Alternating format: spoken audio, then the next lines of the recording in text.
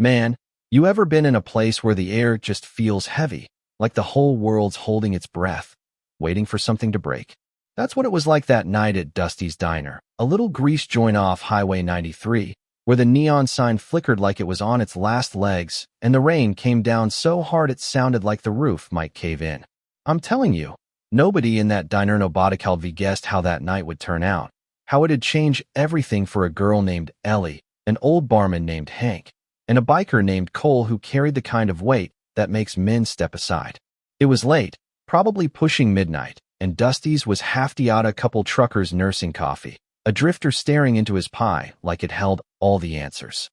Ellie Harper, barely 22, was working the counter, her ponytail bouncing as she refilled mugs, her smile tight but polite, the kind you give when you're bone-tired but can't show it.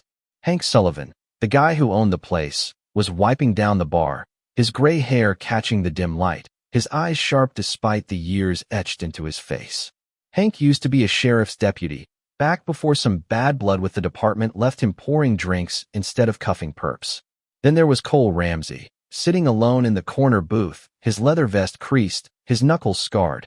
A man who didn't need to say he ran the Iron Reapers motorcycle club, his presence screamed it. The trouble started when three roughnecks walked in, shaking rain off their jackets, their boots leaving muddy streaks on the linoleum. They were big, loud, reeking of cheap whiskey and bad intentions.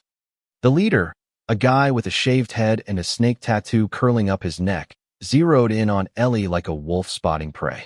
"Hey, sweetheart," he called, his voice cutting through the hum of the jukebox. "Why don't you bring that pretty smile over here?"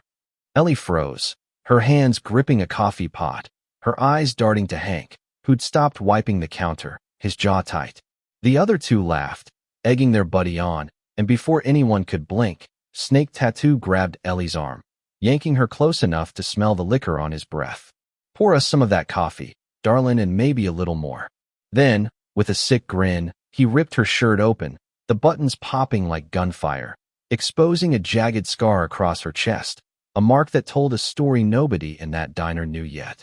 The room went dead quiet, forks clattering to plates, the air sucked out like a vacuum.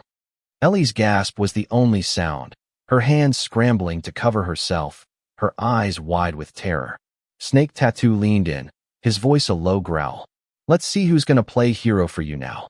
That's when it happened. A chair scraped back, slow and deliberate, like a warning shot. Every head turned. Cole Ramsey stood up, all 6'3" of him, his shadow stretching across the diner like it owned the place. He didn't say a word at first, just stared, his eyes burning through the three punks like they were already ash. The Reaper's patch on his vest gleamed under the fluorescence, and those guys knew they'd just stepped into something way bigger than they planned. Hank's hand twitched toward the bat he kept under the counter, but he held back, watching Cole, knowing the man didn't need his help yet. Snake Tattoo tried to laugh it off, his voice cracking. "What? You're a bodyguard or something?" Cole took a step forward, his boots heavy on the tiles. "She don't need a bodyguard," he said, his voice low, like gravel crunching under tires. "She's got me."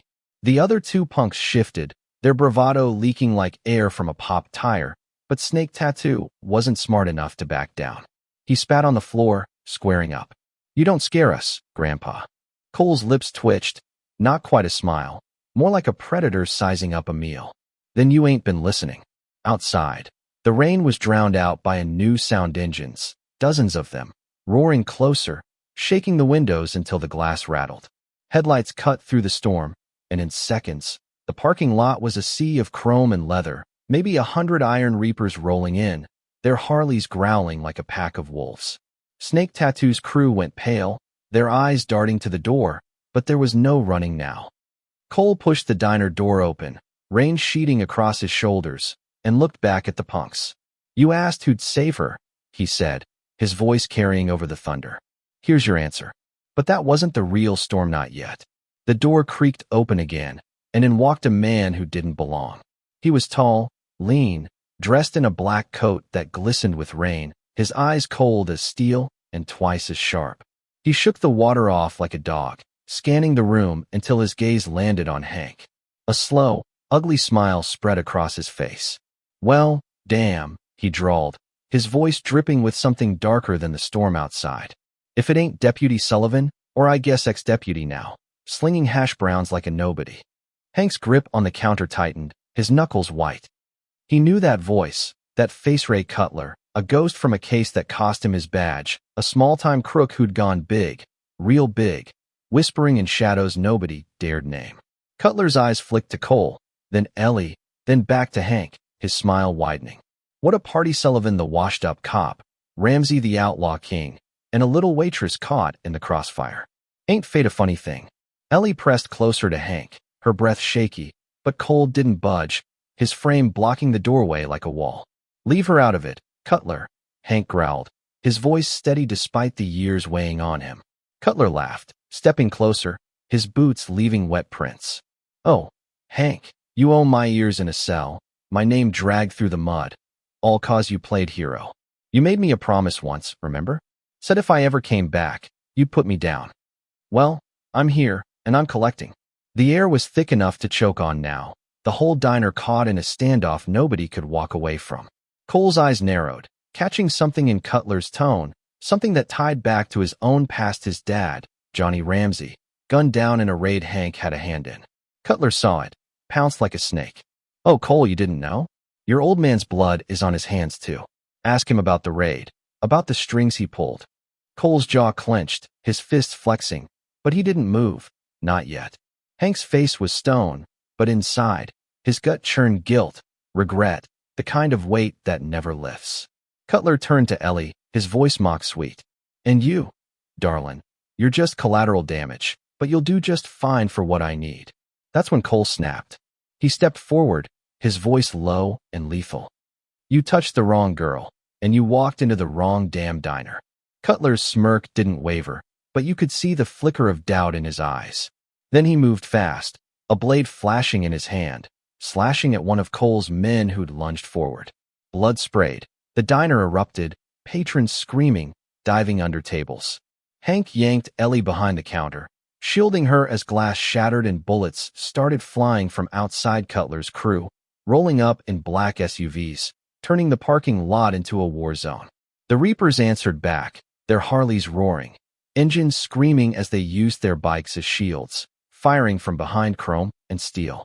Inside, Cole and Cutler went at it like animals, fists and blades, the jukebox exploding in a shower of sparks when Cole slammed Cutler into it. Ellie crouched behind the counter, her hands shaking, her scar burning under the torn shirt, a reminder of every time she'd felt powerless. Hank was next to her, his old revolver in hand, his eyes scanning the chaos.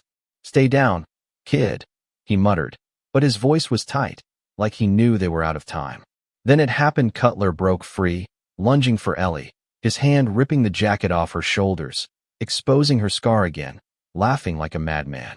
Look at this. Weakness, plain as day. Hank tried to stop him, but Cutler was faster, slamming Hank against the wall, choking the air out of him. Ellie's world slowed, her fears screaming at her to run, to hide. But something else kicked in, something raw, something she'd buried under years of taking hits and keeping quiet. She saw Hank's revolver on the floor, inches away. She crawled, glass cutting her palms, and grabbed it, her hands shaking but her grip tight. Cutler saw her, laughed. Go ahead, little girl.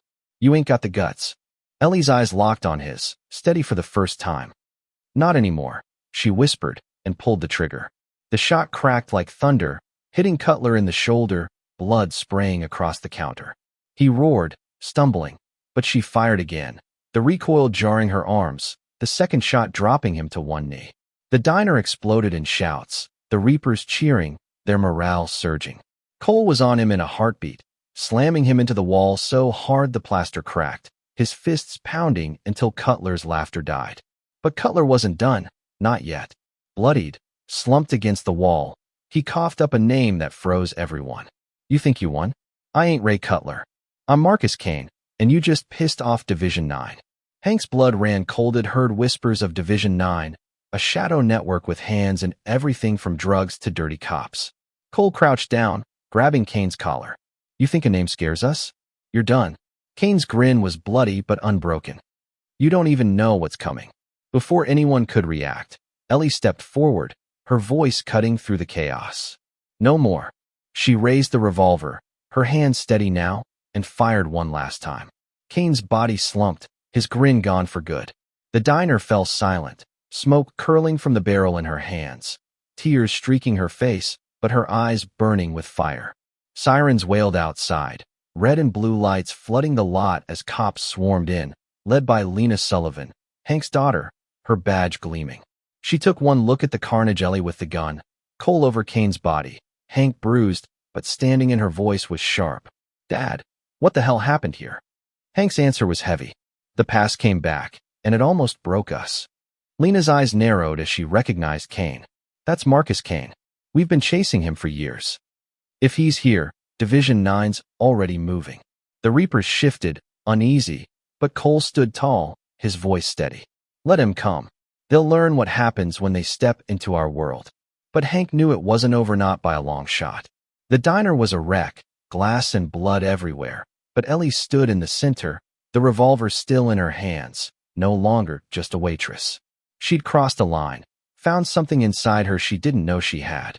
As dawn broke, the rain easing into a drizzle, the three of them, Hank, Cole, and Ellie, stood in the ruins of Dusty's. Cole extended a hand to Hank, his voice gruff. "We've been enemies too long, Sullivan. I ain't forgiving you for my dad. Not yet, but last night showed me something. We're on the same side now, like it or not." Hank took his hand, their grip hard, not forgiveness but a promise. Ellie looked up, her voice small but strong. "If it means stopping people like him, I'm in." Cole's eyes softened, just for a second. "You've got more fight than half my crew, kid." They called it the Iron Guardians, a network of bikers, ex-cops, and regular folks like Ellie, people tired of watching the powerful crush the weak. The Reapers' engines roared to life, circling the diner one last time, their chrome gleaming in the sunrise. Ellie stepped into the doorway, the light catching her scar, not a mark of shame anymore, but a badge of survival. Hank's voice was soft behind her. "You asked who'd save you, Ellie. Turns out, you saved yourself." That night at Dusty's wasn't just a fight, it was the start of something bigger, something that's still unfolding. Division 9's out there, and they don't forget. But neither do we. So what do you think? Who was right, who was wrong? Was Ellie a hero for pulling that trigger, or did she cross a line she can't come back from? Drop a comment. Tell me what hit you hardest: Ellie's stand, Cole's loyalty, or the ghosts that won't stay buried. Hit that subscribe button, share this story with someone who believes in fighting for what's right, and let's keep this fire burning. Because out here, in the real world, the storm's always coming, and it's up to us to decide who we are when it hits.